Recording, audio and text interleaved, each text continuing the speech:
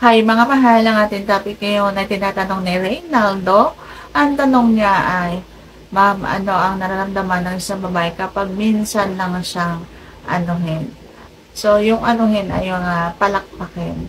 So, pag-uusapan natin yan. Interesado ka bang malaman kung anong mga nararamdaman namin kapag minsan lang or wala na talaga? Kung interesado ka, please keep on watching para bago yan. Kung bago ka pa lang sa akin channel, please consider to like this video and subscribe my channel.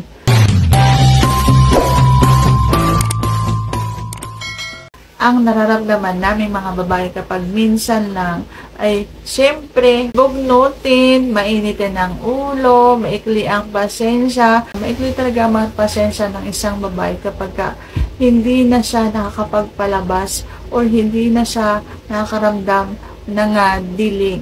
So, yan yung mga babae nga mabilis mang-away. Yung konting galaw mo, aawayin ka, yung mga ganon.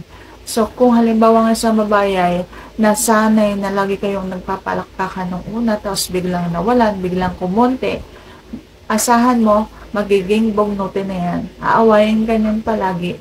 Lagi yan mang-aaway. Lagi mainit ang ulo. Kahit na maliit na bagay, pinalalaki. Ganon yung mga babae na laging dilig nung una, tapos habang tumatagal, nauubos, kumukunti, at nawawala na. Okay? Ang mga babae kasi kailangan yan ng yung pakaramdam, yung nararamdaman nila na mahal mo pa rin sila, mainit ka pa rin sa kanila. Kapag nawala, parang nanlalamig na yung relasyon ninyo, ganon, nalulungkot yan, maraming iniisip yan, at hanggang sa mang-aaway na yan. Yung mga ganon. Sobra-sobra na yung pag-iisip nila na kung ano-ano nang iniisip na meron ka ng iba. Ang gusto lang naman kasi ng isang babae, yung maramdaman niya na mahal mo talaga siya, na mamahalin mo siya kahit ano pang itsura niya.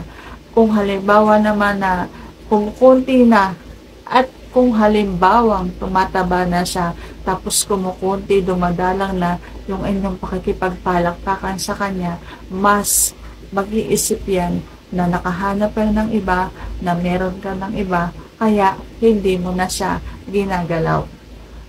Yun ang mga nararamdaman. So, bukod sa laging masakit ang ulo, masakit ang mga katawan, na mga ganyan, at marami ng kung ano-anong sakit na nararamdaman ang isang babae kapag hindi na siya nadidiligan. Parang mga halaman, kapag hindi mo nadidiligan, nalalanta, namamatay. Ganon din kasi ang isang babae. Mas kumikinang ang isang babae kapag sagana siya sa dilig.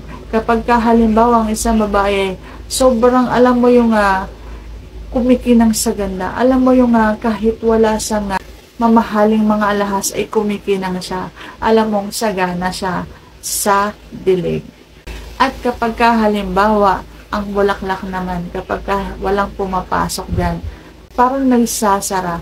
Pero alam nyo ba na habang tumatagal na walang pumapasok dyan, natutuyo yan. Yung hindi siya nagbabasa sa labas at parang natutuyot. Ganyan. So, parang halaman nga na kapag walang dilig, natutuyot. So, ganon.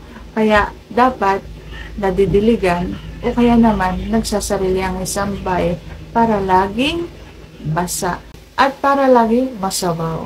So, sana nasagot ko ng tama ang iyong tanong. And if you like this video, please consider to like this video and subscribe my channel. Thank you for watching. See you on my next vlog.